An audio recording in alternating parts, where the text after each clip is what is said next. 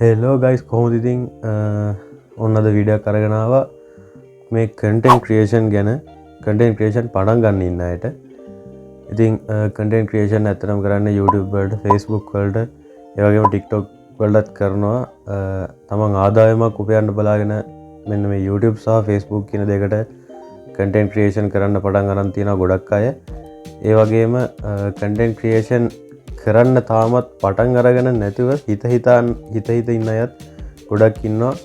ඉතින් අද මේ වීඩියෝ එක ඒ වගේ බිගිනර්ස්ලාට තමයි මේ වීඩියෝ අරන් එන්නේ.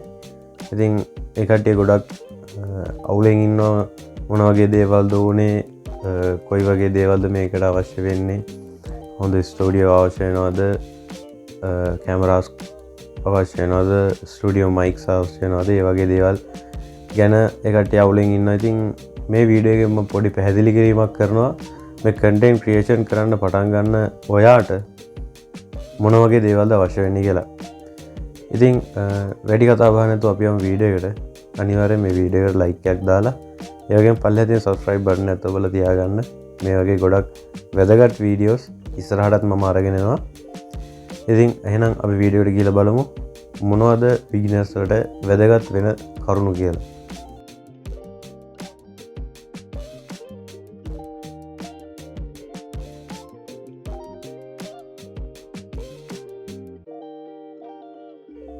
කන්ටෙන්ට් ක්‍රියේෂන් පටන් ගන්න ඉන්න කෙනෙක්ට ඇත්තටම ගොඩක් ලොකු දේවල් අවශ්‍ය වෙන්නේ නැහැ. මොකද බිගිනර් කෙනෙක් විදිහට ඇත්තටම තමන්ට තියෙන්නේ ෆෝන් එකක් හෝ ලැප්ටොප් එකක් විතරයි. බොහෝ වෙලාවට ලැප්ටොප් එක ෆෝන් එකයි දෙකම තියෙනවා. ඉතින් ස්ටුඩියෝ එකක්වත් හොඳ ක්වොලිටි මයික්ස්වත් ඒ වගේ දේවල් කිසිම කෙනෙක්ට නැහැ. ගොඩ දෙනෙක් තමන්ගේ කාමරේ එහෙම නැත්නම් මොකක් හරි හදාගත්ත සුදුසු ස්ථානය තමයි මේ වීඩියෝ කරන එක කරන්නේ. ඉතින් මමත් වීඩියෝ හදන්න පටන් ගත්තා. මම YouTube channel එක පටන් ගත්තා 2019 දී. 2019 දී පටන් අරගෙන වීඩියෝස් කිහිපයක් අප්ලෝඩ් කරලා ටික කාලයක් කන්ටිනියු කරගෙන ගියා. මාස 2ක් 3ක් විතර යද්දී මට ආයේ ඒක ගැන බලන්න බැරි වුණා. ඔය එක්සෑම් අනම්මනම් ආවා. ඉතින් ඒක නිසා channel එක එතනින් ඇතෑරලා ගියා. ඉතින් බිගිනර් කෙනෙක් විදිහට ඔළුවේ තියාගන්න ඕන ප්‍රධානම දේ තමයි හිත ඉන්න හොඳ නෑ වැඩ පටන් ගන්න ඕනේ. නමුත් වැඩේ පටන් ගත්තට පස්සේ කන්ටිනියු කරන්න ඕනේ අනිවාර්යෙන්ම. ෂෙඩියුල් එකක් හදා ගන්න ඕනේ. මේ ෂෙඩියුල් එකකට සතියට වීඩියෝ එකක් දානවා නම් ඔයා දවසක් ස්පෙસિෆිකලි තියාගන්න. සෙන්සුරාදාට දානවා නම් සෙන්සුරාදාට ටයිම් එකත් එක්කම ඒ ටයිම් එකට හැම සතියෙම අප්ලෝඩ් කරන්න. ඉතින් මේ විදිහට කන්ටිනියස්ලි කරගෙන ගියොත් තමයි ඔයාට මේ කන්ටෙන්ට් ක්‍රියේෂන් ජර්නි එකේ සාර්ථකත්වය ලබා ගන්න පුළුවන් වෙන්නේ. මොකද කවුරුත් වීඩියෝ එකක් දෙකක් දාපු ගමන් මේවා වයිරල් ගිහිල්ලා ඒ කට්ටියගේ channels මොනිටයිසේෂන් ඕන වෙන තැනට පත් වෙලා නැහැ. ඉතින් අනිවාර්යයෙන්ම කරන්න ඕනේ මහන්සි වෙන්න ඕනේ. මහන්සිලා ක්වොලිටි වීඩියෝස් ඒ කියන්නේ පටන් ගන්නකොටම මේ කැමරාස් වල ක්වොලිටි ගැන එහෙම හිතන්න එපා. මොකද දැන් මගේ තියෙන කැමරා එක වුණත් ෆෝන් එකේ කැමරාව මට තියෙන එකම ෆෝන් එකේ කැමරාව. ඉතින් මේක ෆෝන් එකත් අවුරුද්දෙන් 3-4කට විතර පරණයි. ඒ වගේ කැමරා ක්වොලිටි ගැන කියන්න දෙයක් නැහැ. ඉතින් එතකොට ඉතින් එහෙම වුණත් Tamanට අවශ්‍ය වෙන්නේ ඌමනාව සහ උනන්දුව. ඉතින් මේ විදිහට පටන් අරගෙන කාලයක් ඉස්සරහට යනකොට ඔයාගේ channel එක මොනිටයිසේෂන් වුණාම ඔයාට හොඳ ක්වොලිටි කැමරා තියෙන ෆෝන් එකක් අරගන්න පුළුවන්. එහෙම නැත්නම් කැමරා එකක්ම අරගන්න පුළුවන් channel එක මොනිටයිසේෂන් වුණාට පස්සේ. ඉතින් තවත් හිතාගෙන ඉන්නවා නම් කට්ටිය මේ වීඩියෝස් කරන්න කතා කරන්න හිතෙන්නේ අරක ඒ වගේ දේවල්. ඇත්තට මමත් ටිකක් කතා කරන්න ලැජ්ජයි කියන්නේ කතා කරන්නේ නැහැ ගෙදර ඉද්දි. වීඩියෝස් කරන්නේ නැහැ කතා කරලා. මොකද දවල් වරු එක ගෙදර හිටියොත් කවුරු හරි සද්ද කරනවා. ඒ වගේ සමහර වෙලාවට කතා කර වීඩියෝ කර ඉද්දි කට්ටිය ඇවිල්ලා ඉතින් බලලා ඉන්න. එතකොට hina යනවා. ඒ වගේ දේවල් ඉතින් තියෙනවා. ඉතින් ඒ වගේ අවස්ථාවක ඔය තමන්ගේ වත්තේ එළිය පහළියට ගිහිල්ලා හරි ගහක් උඩ නැගලා හරි තමන්ගේ වීඩියෝ එක කොහොම හරි කරගෙන කන්ටිනියු කරගෙන යන්න තමන්ගේ කන්ටෙන්ට්ස් ටිකක් සාමාන්‍ය වයිරල් වෙනකම් මේක කන්ටිනියු කරගෙන යන්න. එතකොට ඔයා ඊළඟට වීඩියෝ එකක් දාපුවාම ඔයාගේ දැන් ෂෙඩියුල් එක පොඩ්ඩක් මිස් වුණා කියලා හිතන්නකෝ. කන්ටෙන්ට්ස් වයිරල් ගිහිල්ලා ඔයාගේ ෂෙඩියුල් එක පොඩ්ඩක් ඔයාලට අවුට් ගිහිල්ලා තියෙන දැන්. ඒ වුණත් ප්‍රශ්නයක් නැහැ. දැන් ඔයාගේ වීඩියෝ එකක් වැටෙනකන් ඔයාගේ ඔඩියන්ස් එක බලාගෙන ඉන්නවා. ඉතින් ඒක නිසා පටන් ගන්නකොට අනිවාර්යෙන් ෂෙඩියුල් එක තියාගෙන එක දිගටම ඒ දවසට එකම වෙලාවට වීඩියෝස් ටික අප්ලෝඩ් කරන්න. ගොඩක් ශ්‍රී ලංකාවට channel කරනවා නම් ඉතින් ඇත්තටම සෙන්සුරාදා දවස් දෙක හොඳයි. මොකද ගොඩ දෙනෙක් සෙන්සුරාදා නිවාඩු.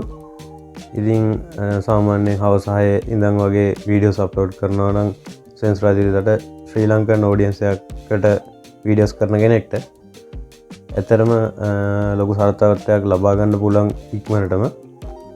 ඉතින් ලොකු දේවල් අවශ්‍ය වෙන්නේ නැහැ. දැන් මම මේ මයික් එකක් පාවිච්චි කරනවා ඔයාලට පේනවා ඇති. ඉතින් මේකත් රුපියල් 1000ක් ඒ වගේ ආසන්න මුදලකට තමයි මිලදී ගත්තේ. මම වීඩියෝස් එකක් කරලා තියෙනවා කන්ටෙන්ට් ක්‍රියේෂන් කරන කෙනෙක්ට මොන වගේ මයික් එකක්ද ගැලපෙන්නේ කියලා. ඉතින් මේ වීඩියෝ එකත් බලන්න මම ඩිස්ක්‍රිප්ෂන් එකේ ලින්ක් එක දාලා දෙනවා. මෙන්න මේ thumbnail එකට තියෙන වීඩියෝ එක.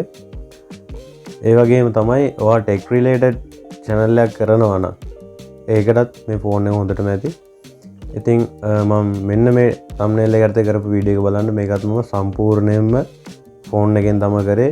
රෙකෝඩින්ග්ස් ස්ක්‍රීන් රෙකෝඩ් කරන එක එඩිටිං කරන එක පවා මම ෆෝන් එකෙන් තමයි කරේ. ඉතින් ෆෝන් එකෙන් වීඩියෝ එඩිට් කරන්න තියෙනවා CapCut තියෙනවා InShot කියලා තියෙනවා තව එඩිටිං software app එකක්. ආය Adobe Premiere කියන එකේ මොබයිල් version එක දැන්ට රිලීස් කරලා තියෙනවා iOS වලට. ඉතින් ඔයාලට iPhone එකක් තියෙන කෙනෙක් නම් ඒක try කරලා බලන්න පුළුවන්. එහෙම නැත්නම් මේ InShot කියන එක භාවිතා කරලා බලන්න පුළුවන්. CapCut එකේ දැන් ගොඩක් දේවල් pro features තමයි තියෙන්නේ. ඉතින් මේ InShot කියන එකේ ඔයාලට අවශ්‍ය හැම දෙයක්ම තියෙනවා. transition ද elements ද වගේ stickers හැම දෙයක්ම තියෙනවා. ඉතින් වීඩියෝ එඩිටිං ගැන ලොකුවට බය වෙන්න දෙයක් නැහැ. එතකොට ඔයාලට ලේසි app එකක් තියෙනවා. ads play වෙන්නේ බොහොම අඩුවෙන්. වීඩියෝ එක හදලා එක්ස්පෝර්ට් කරනකොට ඇඩ් ඇප් වෙනවා. ඒ වෙනවා ඒකත් වැඩි වෙලාවක් යන්නේ තප්පර 10ක් විතර යනකොට ඒකත් ඉවරලා යනවා. ඒක නිසා ඒ ගැන බය වෙන දෙයක්වත් නැහැ. ඉතින් ඔයාලට තියෙන්නේ කන්ටෙන්ට් ක්‍රියේෂන් කියන එක පටන් ගන්න විතරයි. පටන් අරගෙන කොහොම හරි මේක කන්ටිනියු කරගන්න ඕනේ. තමන්ගේ channel එක මොනිටයිසේෂන් on කරගන්න ගන්නම. ඉතින් ඔය දේවල් තමයි බිගිනර් කෙනෙක් විදිහට අවශ්‍ය වෙන්නේ. නැත්නම් ලොකු ස්ටුඩියෝස් අවශ්‍ය වෙන්නේ නැහැ.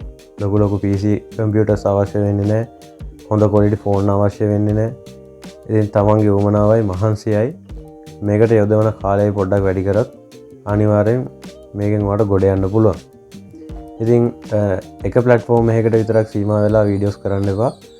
දැන් Facebook එකත් legally ලංකාවට සල්ලි ගෙවනවා. ඉතින් YouTube එක Facebook එක දෙකම අල්ලලා වීඩියෝස් කරන්න. එතකොට ඒ app දෙකෙන් ඔයාලට revenue එකක් ලබා ගන්න පුළුවන්. content creator කෙනෙක් විදිහට තමන්ගේ journey එක හොඳ තැනකට අරන් යන්න පුළුවන් මේ Facebook එක සහ YouTube එකත් එක්ක. TikTok එකත් භාවිතා කරන්න. මොකද contents සාමාන්‍යයෙන් viral ලවා ගන්න පුළුවන්. ගොඩ දෙනෙක් TikTok පාවිච්චි කරනවා. ඉතින් නිකන් ඉන්නලාට TikTok බලනවා, බස් එකේ යද්දිත් බලනවා, කනකොටත් බලනවා. ඒ හින්දා ඉතින් TikTok එකටත් ඔයාගේ වීඩියෝස් අප්ලෝඩ් කරන්න. ඒ වුණාට ඒකෙන් මුදල් උපයන්න බෑ. මොකද තාම ලංකාවේ ඒවා ලීගලි දීලා නැහැ ඔෆිෂියලි. ඉතින් මෙන්න මේ දේවල් ගැන පොඩ්ඩක් ඔයා හිතලා ඔයාගේ කන්ටෙන්ට් ක්‍රියේෂන් ජර්නි එක පටන් ගන්න. ඉතින් මේ වගේ වීඩියෝස් බලන්න මේ channel එක අනිවාර්යෙන් subscribe කරලා තියාගන්න.